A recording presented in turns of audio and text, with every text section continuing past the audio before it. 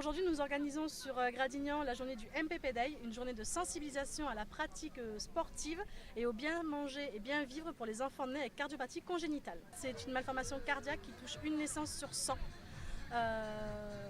Donc ça touche beaucoup de monde et on prône du coup de pratiquer une activité physique adaptée à ces enfants-là.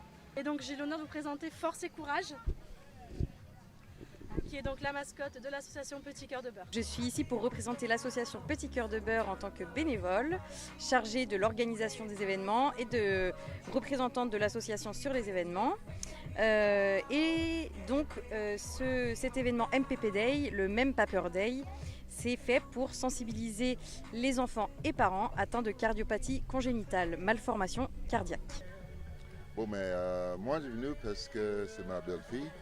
M'a invité et c'est pour très bonne cause, voilà. Ouais, c'est pour passer un bon moment avec les jeunes, disons.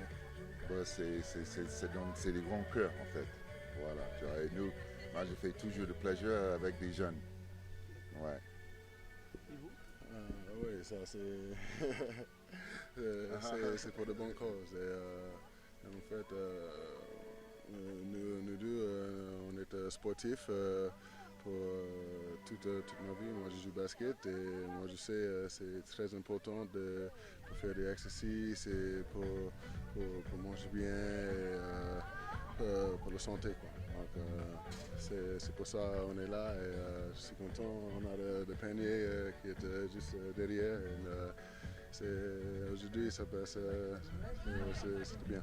Je suis dentiste et je suis là pour montrer aux petits patients comment bien se brosser les dents parce qu'à partir du moment où on a un problème au cœur, c'est encore plus important de prendre soin de ses dents pour éviter en fait l'endocardite infectieuse. Je suis marraine d'un projet Dental Link qui est avec un laboratoire de prothèses, l'association Petit Cœur de Beurre et du coup moi en tant que chirurgien dentiste pour justement faire prendre conscience de l'intérêt d'avoir une bonne hygiène bucco-dentaire quand on a une cardiopathie congénitale.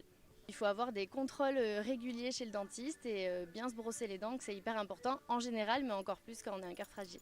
J'interviens en tant que diététicienne, je suis également coach sportif, pour expliquer aux enfants, aux parents, quelle est la bonne alimentation à adopter, que ce soit de façon générale quand on n'a pas de problème de santé et surtout quelle est celle qu'on doit adopter quand on a une cardiopathie. Il y a effectivement une osmose entre le brossage des dents et l'alimentation puisqu'il faut d'abord bien s'alimenter et pour éviter les problèmes dentaires et en même temps, une fois qu'on s'est bien alimenté, il faut bien se brosser les dents pour éviter les problèmes alimentaires. Je suis présent dans le cadre des MPP Day, donc pour l'association Petit Cœur de Beurre, pour les enfants atteints d'une pathologie cardiaque congénitale. Et j'ai été sollicité, mon épouse faisant partie de l'association, étant militaire et père d'un enfant qui atteint cette pathologie-là, de venir aujourd'hui réaliser un petit parcours du militaire. Donc on a réalisé différentes activités un petit peu sportives qui représentent un peu le parcours qu'on pourrait retrouver nous, militaires sur notre terrain à nous.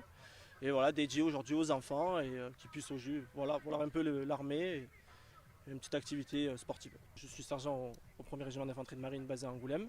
Et l'armée, avec le lien armée-nation, s'est joint à moi pour pouvoir me permettre d'avoir un peu plus d'infrastructures et de permettre de réaliser un parcours un peu plus conséquent.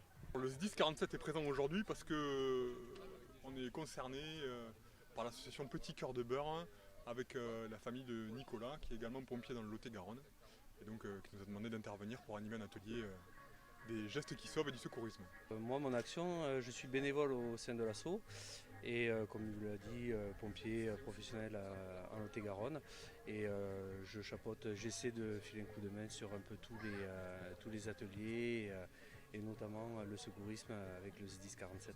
J'ai un enfant atteint de la maladie, elle est opérée de 3 cardiopathies à l'âge de 9 jours et aujourd'hui elle se porte très très bien.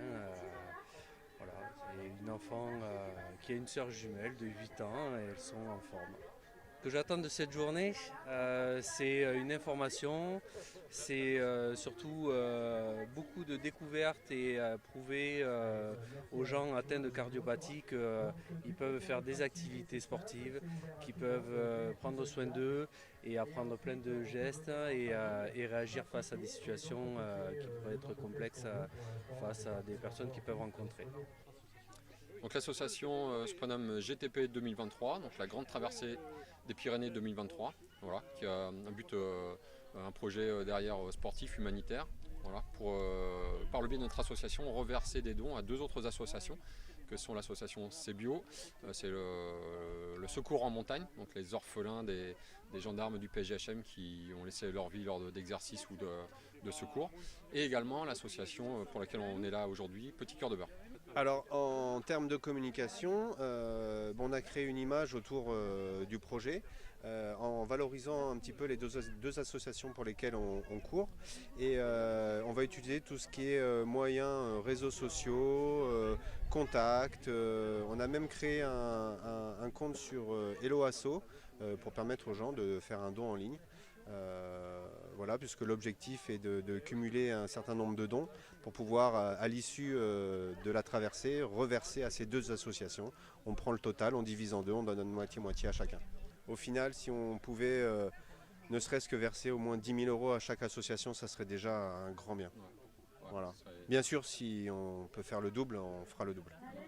L'objectif du projet, parce qu'on n'en a pas forcément parlé, mais effectivement voilà, c'est de traverser les Pyrénées d'est en ouest via le mythique tracé du GR10 qui représente à peu près 920 km. L'idée c'était de faire à peu près un marathon par jour, donc on a pris la distance qu'on a divisée par un marathon. Ça nous a donné à peu près 23 étapes. Voilà. Des étapes qui iront de 15 km pour la plus courte à environ 61 pour la plus longue.